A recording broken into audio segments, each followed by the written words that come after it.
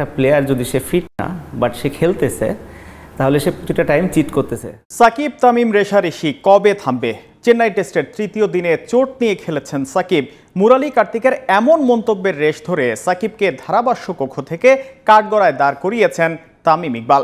তামিমের এমন মন্তব্যের কারণ আবার সাকিব নিজেই, যিনি ভারতে গেল বছর ওয়ানডে বিশ্বকাপের আগে তামিমকে বিশ্বাসঘাতক বলেছিলেন। সাকিব তামিমের এই রেষারেষি কবে থামবে? বিশ্বাসঘাতক তামিম 2023 বিশ্বকাপের বিমান ধরার আগে বলেছিলেন সাকিব। তামিমকে বিশ্বকাপের দলে না রাখাকে কেন্দ্র করে বিশাল এক সাক্ষাৎকার দিয়ে আলোচনা জন্ম দিয়েছিলেন তখনকার tiger captain. Team management should have known this because if he is not able to bowl, then Bangladesh is basically playing with 4 frontline bowlers. Tamim যেন সুযোগ বুঝেই ওই রাগটা ছেড়েছেন।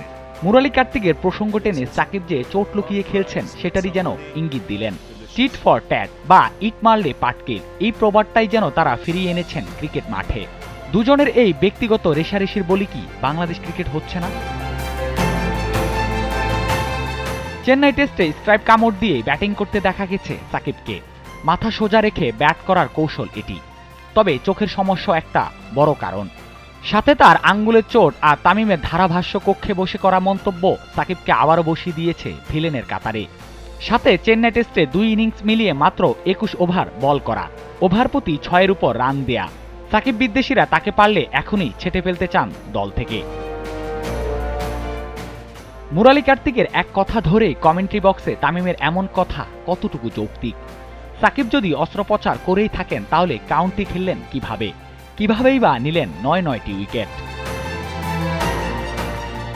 বাংলাদেশের ক্রিকেটে 2 বড় বিজ্ঞাপনের এই ব্যক্তিগত দ্বন্দ্ব কবে থামবে সেটা তো বিধাতাই বলতে পারবেন। তবে তাদের রেষারেষির ফল অন্তত বাংলাদেশ ক্রিকেটকে এগিয়ে দেবে না, সেটাই স্পষ্ট প্রতীয়মান।